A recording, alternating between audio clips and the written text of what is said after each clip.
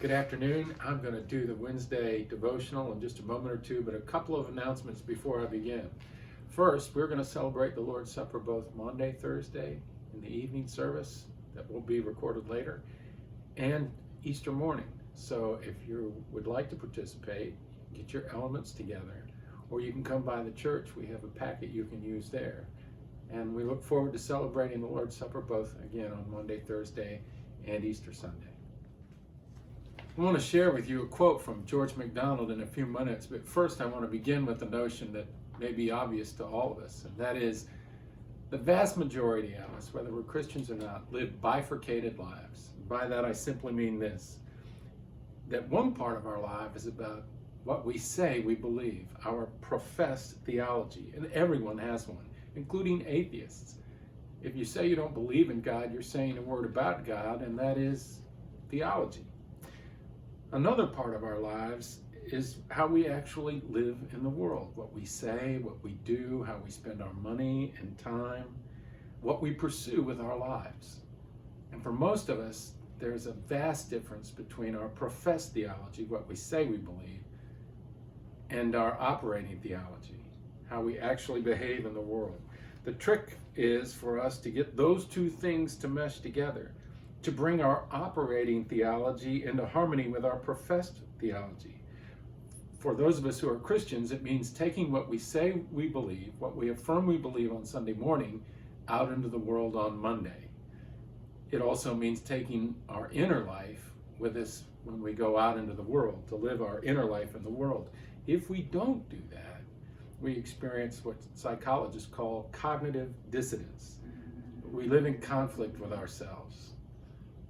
We're not of a piece. We're not whole. I want to share this quote from George MacDonald. It was a novel published in 1876. A pastor is talking to one of his members in the evening. It's quiet. They're in the man's shop. He's a shopkeeper. And he begins to talk about how he's opening his shop later and later for the working poor so that they can come in and shop too. These are the words of the pastor. After silence, he says, "I'm beginning to suspect that the common transactions of life are the most sacred channels for the spread of heavenly leaven."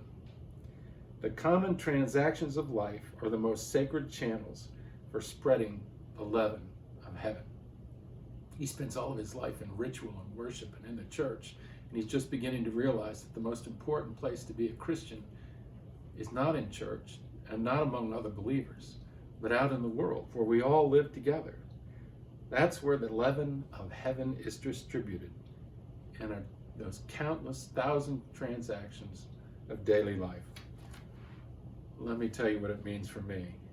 It's about how I see and treat people around me, how I pay attention to what's happening around them and to them, how I see and how I serve in the moment. It's about how I drive, whether I'm a gracious driver or aggressive driver. Believe me, when I'm in Charleston, it's hard not to be aggressive. It's about how I navigate the grocery store and the people in it, how I respond to the people who are serving me, cashiers, waiters and waitresses. It's about my words, whether they bless or whether they curse. On a more personal level, it has to do with what I eat and how much I eat. It has to do with the money I spend and what I do with the money I don't spend. It has to do with my time, where and what I do, what I watch on TV and what I listen to on the radio. And then there's the matter of my thoughts and words. Are these things in keeping what I profess to believe?